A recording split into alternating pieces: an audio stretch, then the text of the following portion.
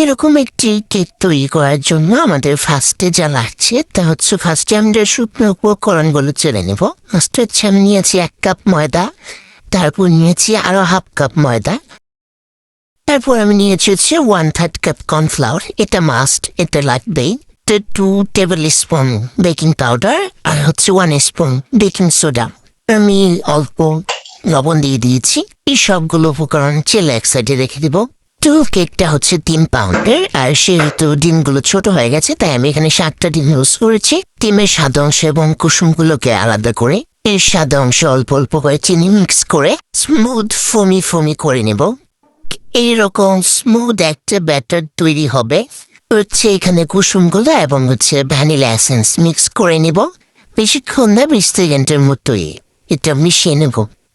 ভালোভাবে মিশিয়ে নিয়ে এখানে হচ্ছে 2 টেবিল চামচ রান্নার তেল আর ওই শুকনো উপকরণগুলো অল্প অল্প নিব। সে অল্প অল্প দুধ নিয়ে এটা ভালোভাবে আস্তে আস্তে মিক্স করতে হবে খুব সময় নিয়ে। এটা হচ্ছে সবচেয়ে ইম্পর্টেন্ট একটি পার্ট। মানে আপনি তাড়াহুড়া করে মিক্স করলে আপনার ডিমের ফোমটা নষ্ট হয়ে যাবে এবং আপনার কেকটা পারফেক্ট হবে না। এবার ভালোভাবে মিক্স করে নিয়ে আমি একটি মোল্ডে ঢেলে নিয়েছি এবং আমি এটি 30 মিনিটের মতো বেক করে নেব। 30 মিনিট বেক করে তারপর আমি হচ্ছে একদম ফিনিশিং দিয়ে নিজের মন মতো ডিজাইন করে নিয়েছি। বুঝছো তোমরা? দেখছো কত সুন্দর পারি আমি? তোমরা বুঝতেও পারবে না, বুঝছো? দেখো কত সুন্দর হয়েছে।